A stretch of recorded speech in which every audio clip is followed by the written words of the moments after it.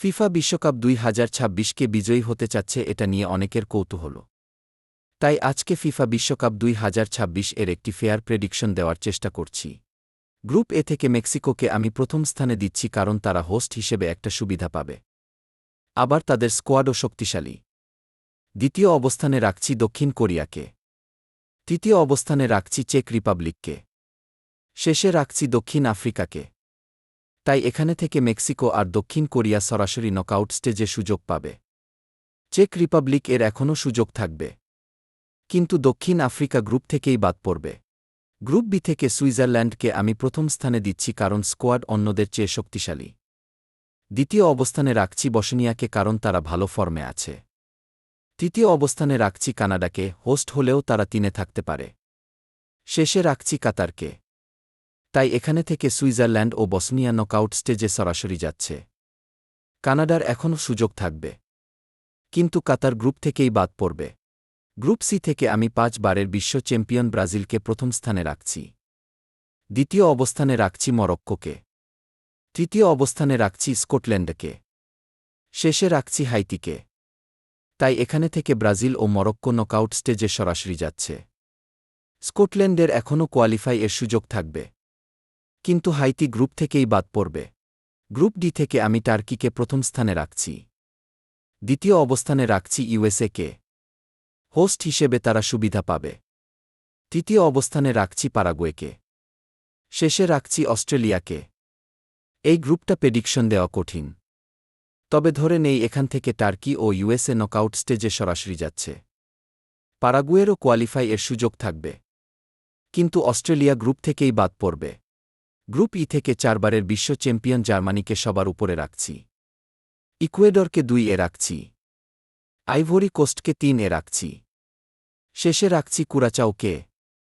তাই এখান থেকে জার্মানি ও ইকুয়েডর সরাসরি নকআউট স্টেজে যাবে। আইভরি কোস্টের সামনে সুযোগ থাকবে। কুরাচাও গ্রুপেই বাদ পড়বে। গ্রুপ এফ থেকে নেদারল্যান্ডসকে প্রথমে রাখছি।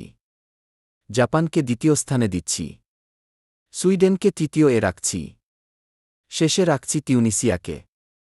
যদিও এখানে নেদারল্যান্ডসও 2 বা 3 এ অবস্থান করতেও পারে, তবে ধরে নেই এখান থেকে নেদারল্যান্ডস ও জাপান সরাসরি নকআউট স্টেজে যাবে। সুইডেনের সামনে সুযোগ থাকবে। তিউনিসিয়া গ্রুপেই বাদ পড়বে। আমি গ্রুপ জি এ বেলজিয়ামকে প্রথমে রাখছি।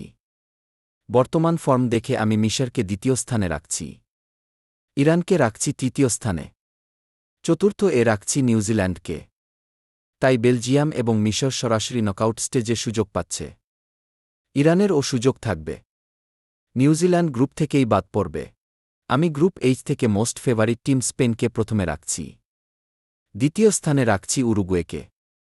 সৌদি আরবকে রাখছি তৃতীয় স্থানে। চতুর্থ এ রাখছি কুরাচাওকে। তাই স্পেন ও উরুগুয়ে সরাসরি নকআউট স্টেজে সুযোগ পাচ্ছে। সৌদি আরবেরও সুযোগ থাকবে। কুরাচাও গ্রুপ থেকেই বাদ পড়বে। আমি গ্রুপ আই থেকে আরেক ফেভারিট টিম ফ্রান্সকে প্রথমে রাখছি। দ্বিতীয় স্থানে রাখছি নরওয়েকে। সেনেগালকে রাখছি তৃতীয় স্থানে। সেনেগাল আবার নরওয়েকে টপকে দ্বিতীয় হয়ে যেতে পারে। চতুর্থ এ রাখছি ইরাককে। তাই ফ্রান্স ও নরওয়ে সরাসরি নকআউট স্টেজে সুযোগ পাচ্ছে।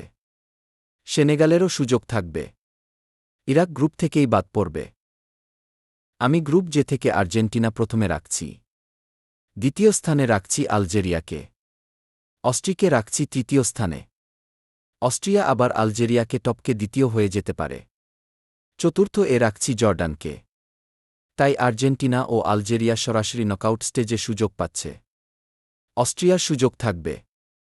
জর্ডান গ্রুপ থেকেই বাদ পড়বে। আমি গ্রুপ কে থেকে প্রথমে রাখছি পর্তুগালকে। দ্বিতীয় স্থানে রাখছি কলম্বিয়াকে।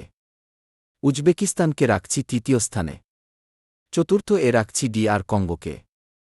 তাই পর্তুগাল ও কলম্বিয়া সরাসরি নকআউট স্টেজে সুযোগ পাচ্ছে। উজবেকিস্তানেরও সুযোগ থাকবে। DR কঙ্গো গ্রুপ থেকেই বাদ পড়বে। আমি গ্রুপ এল থেকে প্রথমে রাখছি ইংল্যান্ডকে। দ্বিতীয় স্থানে রাখছি ক্রোয়েশিয়াকে। ঘানাকে রাখছি তৃতীয় স্থানে। চতুর্থ এ রাখছি পানামাকে। তাই ইংল্যান্ড ও ক্রোয়েশিয়া সরাসরি নকআউট স্টেজে সুযোগ পাচ্ছে। ঘানাও সুযোগ পেতে পারে। পানামা গ্রুপ থেকেই বাদ পড়বে।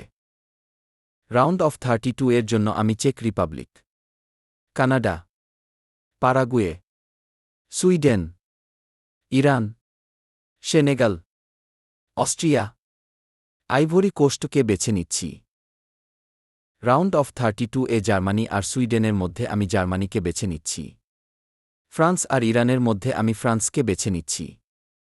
দক্ষিণ কোরিয়া আর বসনিয়ার মধ্যে বসনিয়াকে। মরক্কো আর নেদারল্যান্ডস মরক্কো। ক্রোয়েশিয়া আর কলম্বিয়া ক্রোয়েশিয়া। স্পেন আর আলজেরিয়ার মধ্যে স্পেন। টার্কি আর কানাডায় টার্কি। বেলজিয়াম আর চেক রিপাবলিক বেলজিয়াম। ব্রাজিল আর জাপানের মধ্যে ব্রাজিল। ইকুয়েডর আর নরওয়ের মধ্যে ইকুয়েডর। মেক্সিকো আর আইভরি কোস্ট মেক্সিকো। ইংল্যান্ড আর সেনেগাল ইংল্যান্ড। ইউএসএ আর মিশরে ইউএসএ। আর্জেন্টিনা আর উরুগুয়ের মধ্যে আর্জেন্টিনা। সুইজারল্যান্ড আর অস্ট্রিয়ার মধ্যে সুইজারল্যান্ড। পর্তুগাল আর পারাগুয়ের মধ্যে পর্তুগাল। জার্মানি আর ফ্রান্সে ফ্রান্স। বসনিয়া আর মরক্কো মরক্কো। ক্রোয়েশিয়া আর স্পেনের মধ্যে স্পেন। টার্কি আর বেলজিয়ামের মধ্যে বেলজিয়াম। ব্রাজিল আর ইকুয়েডরের মধ্যে ব্রাজিল। ইংল্যান্ড আর মেক্সিকো ইংল্যান্ড। ইউএসএ আর আর্জেন্টিনার মধ্যে আর্জেন্টিনা। সুইজারল্যান্ড আর পর্তুগাল মধ্যে পর্তুগাল। কোয়ার্টার ফাইনালে ফ্রান্স আর মরক্কো ফ্রান্স। স্পেন আর বেলজিয়ামের মধ্যে স্পেন। ব্রাজিল আর ইংল্যান্ড মধ্যে ব্রাজিল। আর্জেন্টিনা আর পর্তুগাল মধ্যে পর্তুগাল। সেমিফাইনালে ফ্রান্স আর স্পেনে স্পেন। ব্রাজিল আর পর্তুগাল পর্তুগাল। ফাইনালে স্পেন আর পর্তুগালের মধ্যে স্পেন।